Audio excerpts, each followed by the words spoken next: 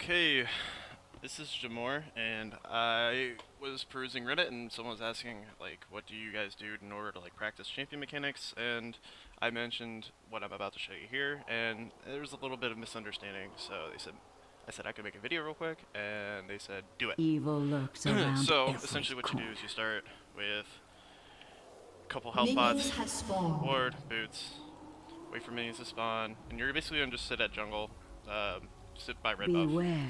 So, essentially what you're going to be doing is you're going to be placing a ward so you can see red from the bush as you go along here, and you're basically going to kite it back to here until it resets. Let it reset, and then go ahead and do The it shadows are to be feared. again. So,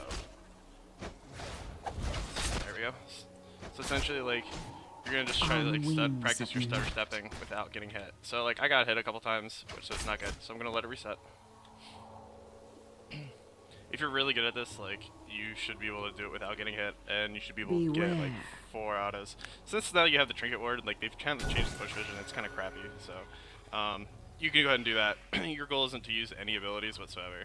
So like if I just like auto attack and then like move, I have to move all the way back here.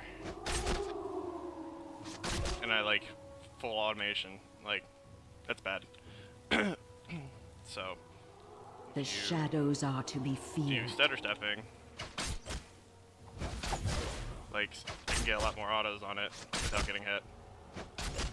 So I can get it 5 before like it actually like fully resets. Hear the innocent So cry. and I didn't get hit once. So I hadn't warmed up at all. So this is kind of like an interesting warm up for me. In the dark. See, like then you can also see like where it cancels. Like I went too early, and so it canceled too early. Didn't get any damage off. So it's just an easy way to kind of see exactly where that attack animation stops. Evil lurks around And every when can you get away with moving and such. So it helps you kind of. You can do this with any champion. It's a little bit more easy to do with 80 carries because like it's more like important to your mechanical gameplay. Magic. Instead of just kind of going like this, like, oh look, this guy is chasing me down. Like this could be like a Renekton or a Mundo or something stupid. So like essentially that's what you're doing is you're letting that be like a fake champion for you. So you can do this with multiple areas of your of the game. So if you want, you can like farm out all these lanes and then get a bunch of gold and practice with different amounts of items, different times of the game, and then just practice, so you can see like, oh, this is my attack speed at this point in the game, this is my attack speed at this time of the game, and you can just keep practicing.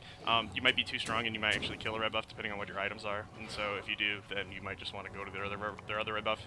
You cannot do this at blue buff because blue buff resets like right here, so you can't like pull it all the way out like you can red buff. So that's why you do it red buff. In the dark. So hopefully this clears up a little bit about exactly what I was talking about and helps you practice a little bit of your AD mechanics with stutter stepping